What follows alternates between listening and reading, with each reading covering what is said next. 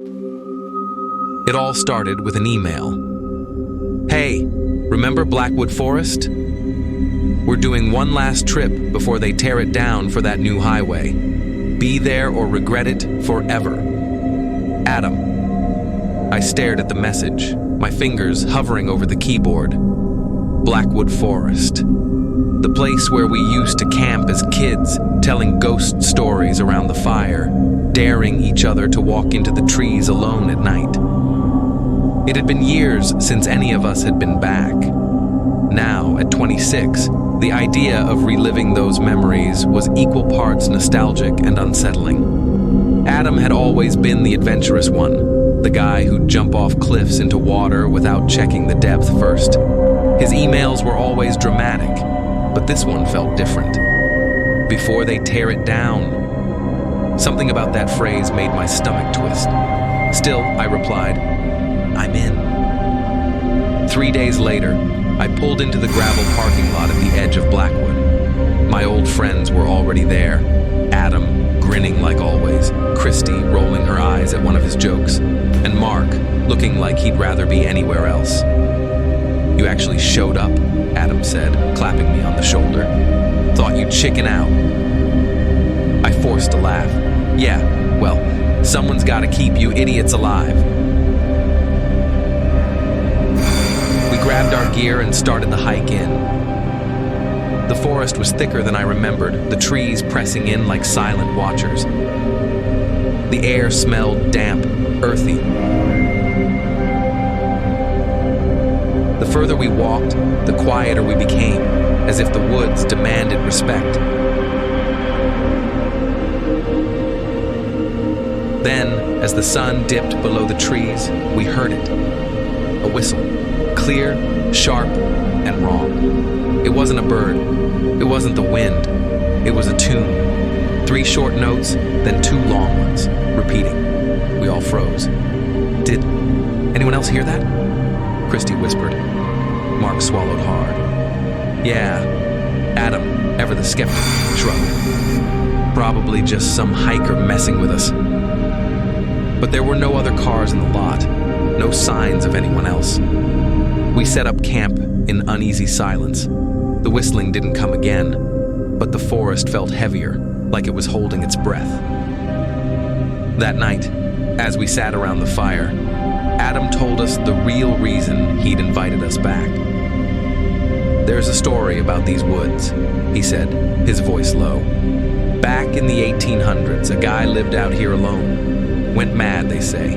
Started whistling to lure people in, hunters, travelers. No one ever saw them again." Christy scoffed. "You're such a liar." Adam grinned. "Maybe. But tell me, why do you think they're tearing this place down?" No one had an answer. I woke up to the sound of footsteps, crunching leaves, slow, deliberate. My tent zipper was open, just a crack. I hadn't left it that way. I held my breath, listening. The footsteps circled the camp. Then, they stopped right outside my tent. A shadow moved against the fabric. Then, 3 short notes, 2 long ones. The whistling. I didn't move, didn't breathe. The shadow lingered. Then, after what felt like hours, it moved away. The next morning, I told the others. Mark's face went pale. "I heard it too. I thought I was dreaming." Christy chewed her lip. "Okay, this isn't funny anymore." Adam, for once, looked serious. "We should leave." But when we tried to hike back, the trail was gone. The trees looked the same in every direction. Our compasses spun uselessly. We were lost.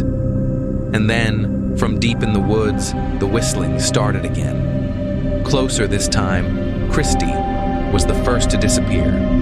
1 minute she was there, walking ahead of us. The next, gone. No scream, no struggle, just silence. We called her name until our voices were raw. Nothing. Then, Mark. He'd gone to gather firewood. We heard a rustle, a choked gasp. By the time we reached the spot, all that was left was his backpack, torn open like something had ripped it apart. Adam and I ran. branches lashed at our faces. The whistling followed us, weaving between the trees, always just out of sight. Then Adam stopped.